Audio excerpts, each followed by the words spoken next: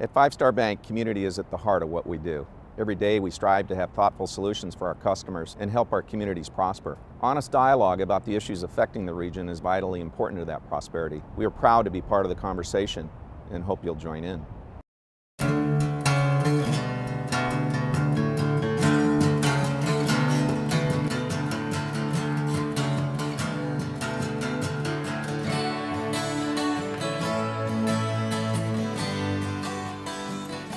Is there anything more precious to a parent than a child's safety? There are neighborhoods in our region where the safety that many of us take for granted is non-existent, and the normal sounds of childhood are punctuated with gunfire and violence. Gangs are often involved. The stereotype of gangs, who is a member, what neighborhoods are affected, and what is successful in stopping their spread is complicated and often misunderstood. It's a frustration of law enforcement and concerned citizens who are working to make our streets safer. Joining us today to try and separate fact from fiction are community activist Charles Doss, co-founder of Hawk Institute Richard Nelson, and gang unit supervisor Jamin Martinez of the Sacramento County Sheriff's Department. Sheriff Martinez, why should people in suburban areas, affluent areas, areas that aren't typically associated with gang violence care about this issue? So the gang issue is very complex, as you've already mentioned, and there's a perception, I think, amongst the community that if it occurs in the other neighborhood, it doesn't affect us. Well, unfortunately, the reality is there are some rules to being a gang member, and what we see on the enforcement side is that a lot of these kids have to do work, if you will, to become a gang member, to be part of the gang, or to be a productive member of the gang. And a lot of that work takes place in every community in the county, in the region, whether it's a burglary or vandalism or mail theft or some sort of criminal act that typically will occur not only in South Sacramento but in Antelope and then maybe in Fair Oaks as well. So there's no region that's safe from gang violence or gang problems. So just because you live in an area behind a gate or in one of the areas that are a bit more affluent doesn't necessarily mean that gangs and gang violence aren't touching your neighborhood. That's right. Yeah, gangs are mobile. There's social media. There's a lot of things that play into this, but gangs don't just sit in their neighborhood and stay there. They move. They're mobile. That's part of it. As a modern society, everybody's mobile. That includes gang members. Richard, why are you so involved in this issue? About 3.5 years ago, June 14th, 2010 to be exact, my daughter, I was waiting to have dinner with her, got a call from my son to tell me that my daughter had been killed in gang violence in South Sacramento. Specifically, it's called the barbershop killings, where her and my grandson were taking pictures. While waiting for the pictures, went next door to the barbershop and basically never came home. Some young men came into the parking lot, started shooting at guys in the barbershop. She took my grandson, ran out, and a bullet came crashing through the windshield and killed her. So what that did for me, first of all, sent me through a lot of pain, which I'm still going through. Death, people experience death in a number of ways. I've experienced it, brothers, sisters, grandparents, but the loss of a loved one, like my daughter. A child, my baby girl. And the fact that my grandson, at the time 2 years old, could have been killed by a senseless shooting was devastating. And as a result of that, I created, along with 4 of my colleagues, a nonprofit called the Hawk Institute to work with young people. We couldn't figure out what was going on, what was in their heads that in the middle of the daytime, they would start shooting each other. And we found out that there's a lack of conversation among black males and young black males. And so the Hawk Institute was created.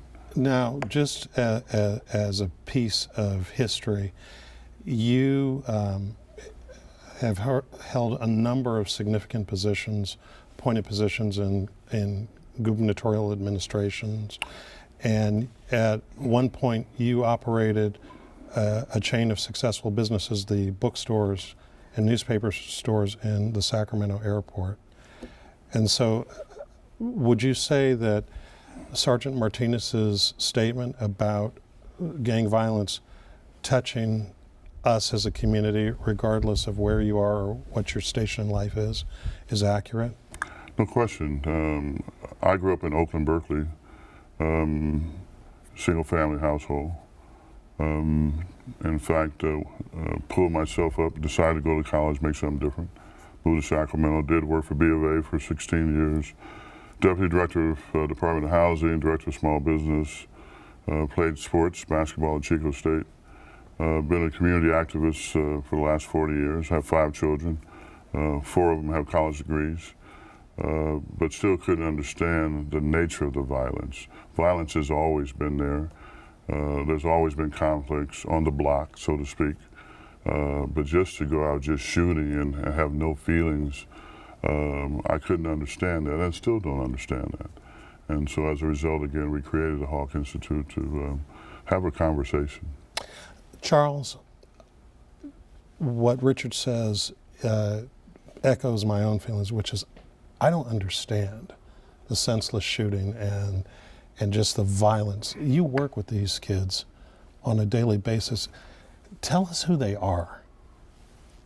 They're just normal, everyday kids that need to be loved and need to have a hug and need someone to pull them to the side to say, hey, these are the things that you don't do, these are the things that you do. Coming from an old school home myself, there was always somebody on the block, somebody at the church, somebody at the school that cared about you. So when you did senseless things, you knew people were watching. So now it's a different type of ball game now where it seems like, as Sergeant Martinez alluded to, a lot of people think it's not their problem because it's not in their area. Well, you say that these kids need to be loved, but these kids are going out and killing other kids and killing other people and engaging in all these acts. I'm struggling with how you love these kids who are posing danger and harming people in our community. I mean, how do you deal with that? It's a consistency issue. A lot of these kids don't have consistency in their life, whether it be a male figure, a father, or uncle, or grandfather. In the areas that I work with kids, a lot of these kids are from single parent homes. Not to say that that's an excuse, but they just need that consistency of a male figure to show them, you know, as I was a youngster, the grandfather going out cutting the lawn and trimming bushes and washing the car for mom on Sunday. So when you show them that type of love, they understand that, okay, this person really cares for me and they're in my life every day.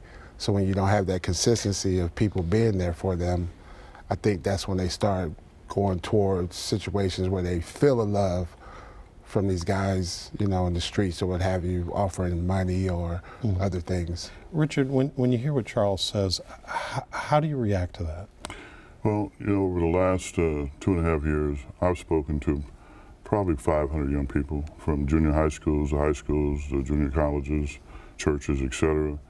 And the problem that I found, and that we found consistently, is that they don't have anybody to talk to. They have a certain way of looking at things. There's no father, there's no uncle, there's in some cases no grandparents. They weren't raised in the church, and so they get their input from their buddy next door, who comes from a similar environment. So their rationale is incorrect from the beginning. We can overuse the word love, and I'm not talking about love in this context of sex, but caring about somebody, that doesn't exist. So they get it from their buddies, who is also, in some cases, emotionally damaged, for lack of a better word. I guess the thing that surprises me about your comments, because it sounds like you're agreeing with Charles, is that despite what you've gone through and your family's gone through, it sounds like you're sympathetic to his perspective on what these kids need. Hating is not the answer. I went through pain and agony, and I cry a little less. Some days I used to cry all day. I miss my child. Again, having lost loved ones, there's different aspects of pain, but I miss Monique. And I start saying, well, maybe I can go out and make a difference. I was raised in the church, straight away like most of us. but I have a emotional foundation that sustains me. And it said that, go out and have a conversation. And so in having these conversations, it validated what I suspected, that these young people need somebody to talk to, they need somebody to work them through it. It's about choices. It's about, the word I like to say is 24/7. 24 hours a day, 7 days a week, we all get the same circumstance. Whether you're born in the ghetto, quote, whatever ghetto means, or whether you're born up on the hill, it's still a circumstance. You didn't choose that. You didn't choose a parent. You didn't choose not having or being the oldest or the youngest. It's what you do with those choices, and that should sustain you. That concept, that mindset should allow you to make the right decisions. In your own pain, you can't go out destroying things. It doesn't work. I struggle with, 2 weeks ago, again in the north area here in a park, 2 young men, Afro-Americans, got out of the park in the middle of the daytime at a 1-year-old birthday party, shooting guns. 7 people were injured, 1 killed. You can't justify that. You can't, if I were one of those 2, my buddies who knew me knew that I did it, I would expect them, like the old days, to come up and say to me, that's wrong, okay, as opposed to, oh man, you did it, or whatever, however statement they said. So we're not using judgment, we're not using common sense. And that's what we try to do to Hawk, is to get people to think about who you are, what you are, where do you want to go? I mean, there's a saying, from the cradle to the grave. We all go through that. So what do you want to do? This point here is the cradle. The grave is out here someplace. 20 years, 30 years, you don't know. So what's your plan over the next part of your life? How do you want to live a life? How do you want to live a meaningful life? And that's what Hawk tries to do in a series of programs. Sergeant, when you hear about, for instance, the situation that just happened a couple of weeks ago, gangs have been with us in our society for decades. Yes. But it almost seems like that there is a new type of gang member. Can you share with us who are these people from a law enforcement perspective, and how are their behaviors different than 20, 30 years ago? Sure, I think that's there's a lot of factors that play in here. So I might say a few things, but I would argue there are a lot more. And I actually agree with both of their sentiments that they're issues of what needs to happen is part of the problem and part of the solution. But the dynamics that we see is that we deal with these young kids, anywhere from the ages of 10 to 25, give or take. They typically don't have a father figure, or they don't have a mother, or their grandparents are gone, or uncles are gone. No education, and where their life, what's important to them is what they immediately see in front of them, which is money, or the girls, or selling narcotics to get the money to get the girls. And so there's a lot of dynamics there, as opposed to the I guess the more difficult route of, hey, I need to grow up and be somebody productive, like he's referring to, get an education, and be somebody other than this lifestyle that's currently enveloping me and taking over. And with all those things said, the gangsters from, I guess we'll go with the 60s and 70s, it traditionally was one-on-one, my block versus your block, and kind of a fist fight. And then you graduate to the 80s with the kind of the evolution of the narcotics that came into our society at that point, and it became more about gun violence and selling narcotics to get the money. And now you graduate even further to where we are now, where you have the same concept. We're still selling narcotics and moving guns and doing burglaries and all these other criminal acts, drive-by shootings. And you add into that mix of years of doing this, historical knowledge, and my dad was a gang member, my grandfather was a gang member, and I'm going to be a gang member. I want to represent my community that way. We see that too, where it's not just the young kid who just switches over to a gang. Intergenerational? Yeah, we see multi-generational gangs that occur time and time again, and with family names that are pretty notorious for me and for the unit that I supervise. So the issue is more complex, and these guys are hitting on all the points. But that is the reality, is that we've kind of molded into this multi-generational gang thing, and society as a whole, through music and through, like YouTube. If you go to YouTube and kind of look at the gang lifestyle on YouTube, all that stuff kind of portrays that lifestyle, which then reinforces that lifestyle. And so we have a lot of dynamics that are feeding into this machine of what it's like to be a gang member, when the reality is, when you get there and you do take that lifestyle and you do get caught, you're probably going to prison for the rest of your life, and you're ruining your life, whoever your victim was, and probably the people that had to go to court to testify. You've ruined their life too. Now, give us a little bit of background. I read one report that said we have over 5,000 active gang members in this region. That would be accurate, and it's actually more than that, but that's a conservative number that's extremely accurate. And is this primarily centered in the African American community, the Latino community? Yeah, you could. What does this look like? The argument would be it's either going to be the African American, Hispanic communities. Those are the predominant two. But with that said, there is no ethnic race of any kind that is not subject to a gang or gang violence. So we have Caucasian gangs. We have a whole variety of Asian gangs. So there is no one group that's better than the other. But yes, the majority will be Hispanic and African American. So, Charles, what works? What works? I mean, specifically in you thinking about the people that you work with at the Family Life Center, the difference between a kid who you can reclaim or keep out of that life and one that slides into that, what makes the difference, or what type of difference is it that programs can make? The programs that work with these kids are things that, excuse me, that they can understand. You know, we always say athletics. If you look at it, the large percentage of the NBA or the NFL, a large percentage of it is African American kids. So that's something that we know that is a quick fix, but we have to offer them more besides a round ball that you can dribble or throw. But we use that as an avenue, excuse me, to get the kids into the facility and the programs, but also going out to them. So we utilize basketball at times of the day that we know statistically Thursday through Sunday between 6 p.m. and 6 a.m. a lot of the crimes are being committed. So we try to offer things to draw them in from the streets that they have somewhere. So this is like midnight basketball programs and things like that? Correct. You know, there are some, in politics who over the years have ridiculed activities like that, and they say, oh, that's just a waste of money, but you claim different.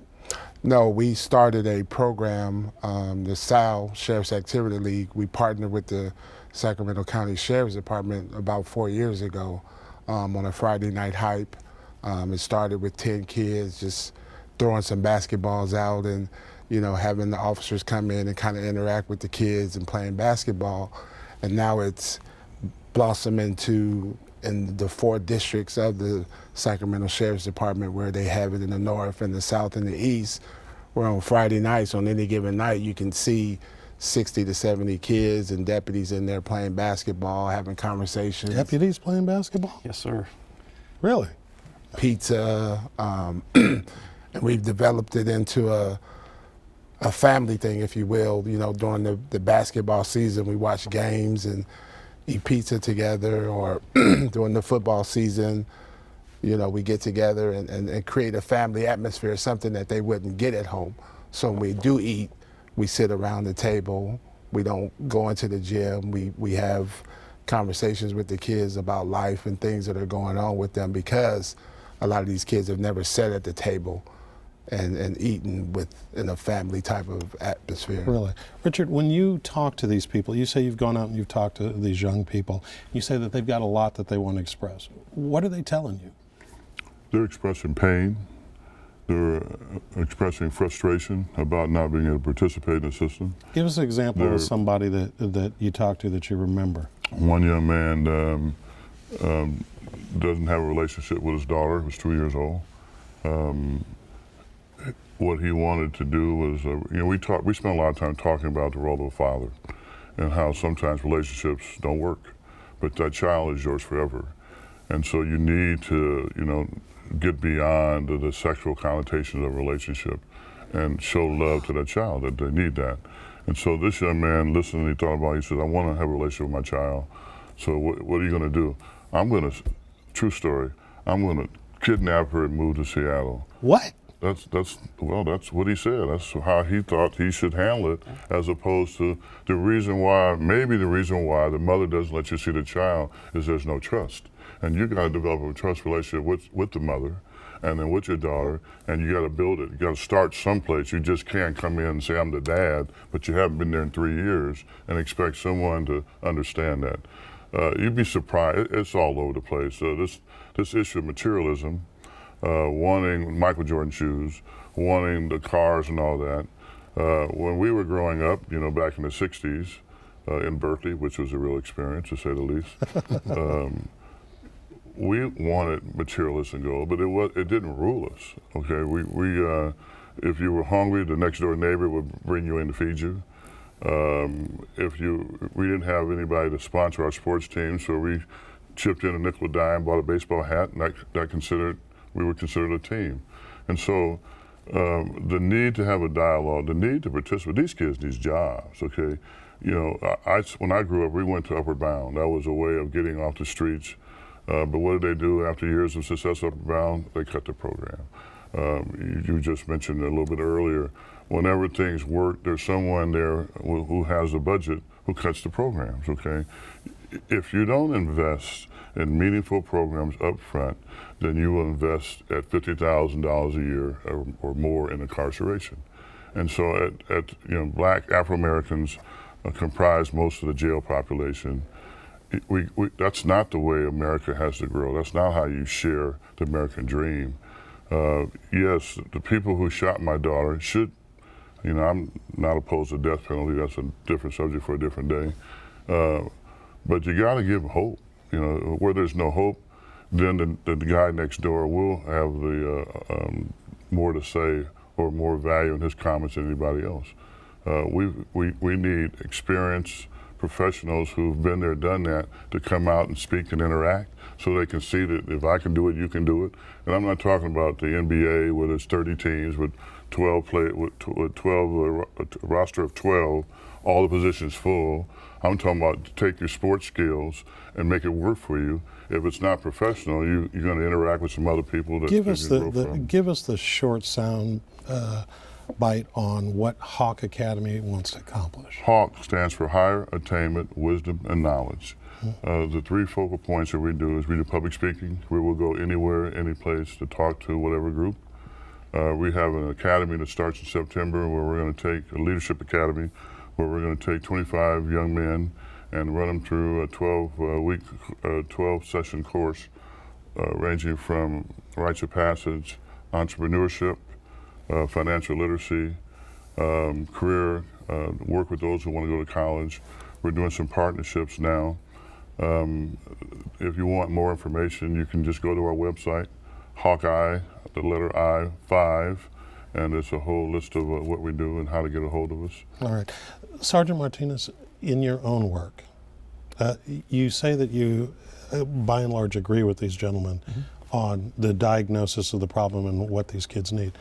But given the role and responsibility that you have in law enforcement, how do you keep from getting jaded and just sort of shutting down and looking at everybody the same way? I think that has a lot to do with professionalism. You have to acknowledge, we deal with, the gang unit deals typically with the worst of the worst, and we acknowledge that there are others out there that are younger that are still salvageable, for lack of a better term at the moment. Kids who have a future, who have a chance to make a path, right? They can choose left or right, and hopefully they make the right path. But we deal with that group, that core group that has made the wrong decision in life, and so that's constantly what we see.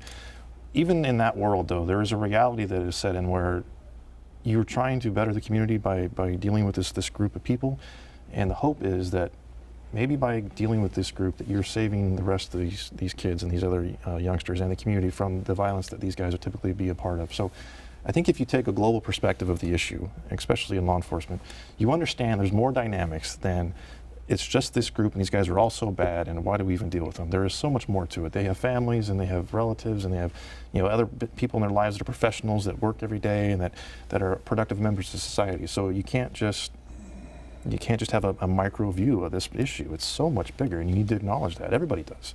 The community as a whole needs to acknowledge that.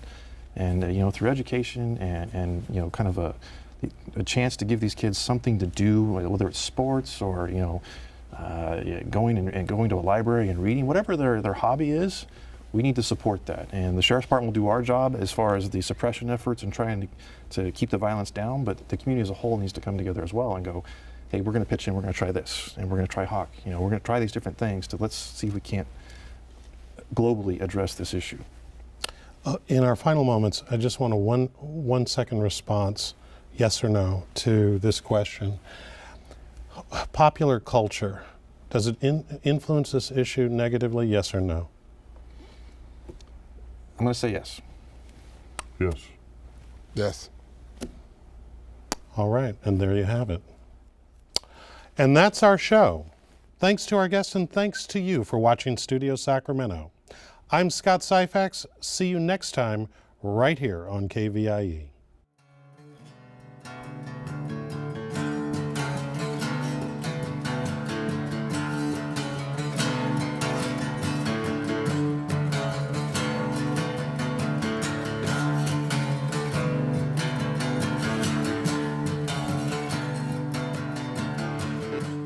At Five Star Bank, community is at the heart of what we do. Every day we strive to have thoughtful solutions for our customers and help our communities prosper. Honest dialogue about the issues affecting the region is vitally important to that prosperity. We are proud to be part of the conversation and hope you'll join in. All episodes of Studio Sacramento, along with other KVIE programs, are available to watch online at kvie.org/video.